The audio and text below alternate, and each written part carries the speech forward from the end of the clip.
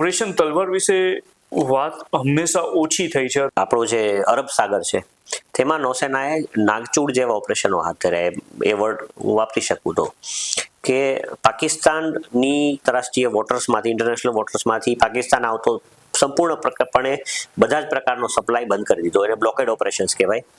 અને એ બ્લોકેડ ઓપરેશન્સને લીધે પાકિસ્તાનને કોઈ દેશ યુદ્ધના સમયમાં કોઈ પ્રકારની મદદ ન કરી શકે, કોઈ શસ્ત્રો ન પહોંચાડી શકે, એને ફ્યુઅલ ના મળી શકે, એવી હાલત કરી નાખી. પાકિસ્તાન પાસે એક સમયે તો એવી હાલત થઈ કે પાકિસ્તાનના નૌસેના પ્રમુખે બયાન આપ્યું કે ભારતીય નૌસેના સામે લડવાનું આ પરિસ્થિતિમાં અમારું ગજું નથી.